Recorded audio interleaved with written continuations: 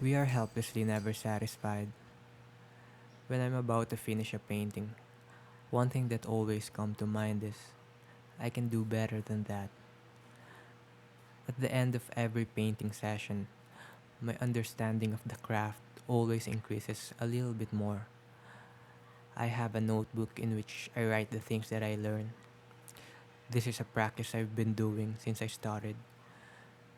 There are entries in that notebook that are years apart, but they are very similar, or at least closely related, which tells me that not everything I learn stays. Some things I forget and have to relearn again. If I made a mistake and I manage to find a solution for it, there's no guarantee that I won't be making the same mistake over again. I can tell my perception changes day to day, week to week. The important details I see now might be replaced by another the next day. It might even be forgotten. What I would consider a problem today, tomorrow might be a distinctive feature of my work. It could be that one thing that all things to come will hinge on. What doesn't satisfy me now might satisfy me later. And then the cycle goes on. Am I the only one who thinks that we become less wiser as we grow older? When you're younger, you're reckless, but now I feel that my beliefs are not as firm as they were. The external world has now a greater influence to how I think, but it won't do me any good to revert to that previous youthful mental state. It won't benefit me anymore. Or will it? Actually, it might benefit me emotionally. It might be good for my coping mechanism, but for survivability, it will surely put me in trouble. The transition from that mental landscape to what I have now was very slow, and I think it's reflected in my art, in how I make art, my aesthetics, and my consumption of art. Also, what changes now, I'm less idealistic. I have the desire to execute, so I've become more productive, hopefully.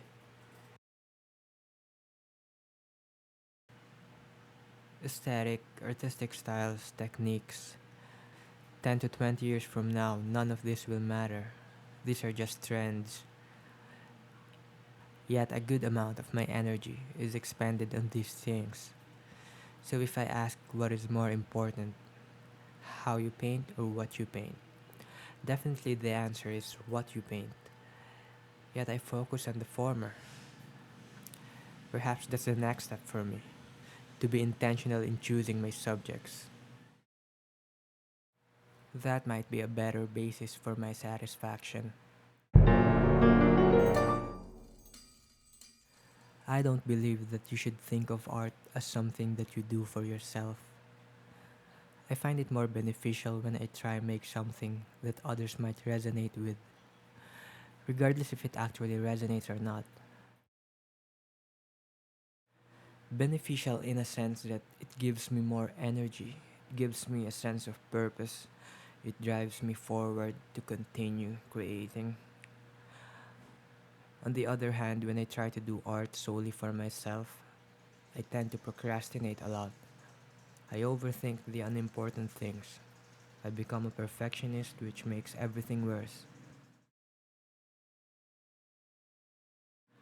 The notion that the artist is better off doing what he wants than to give what the audience wants is just, I think, an excuse for a lot of ineffective art. Would the old masters be as good as they were if they had no patrons to impress? If they had no peers to compete with? No audience to compete for? I guess not everyone was Van Gogh. I'm not saying that the artist should give exactly what the audience wants.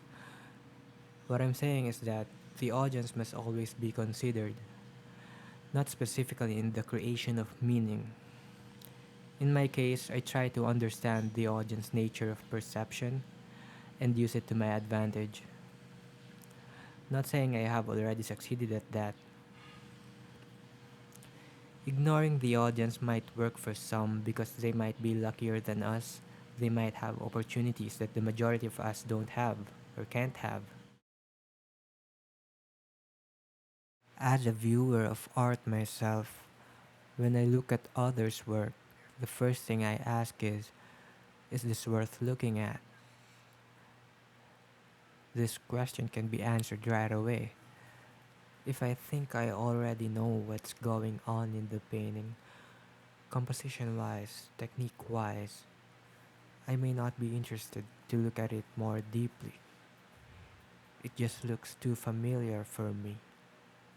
I will also try to assess the artist's competence based on how he handles the basic elements.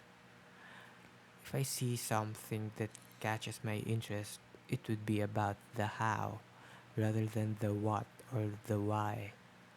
Again, I'm too focused on the mechanics, which might not be a good thing in the long run, but as of now, I'm all for improving my craft. Purpose and meaning, I'll figure them out later.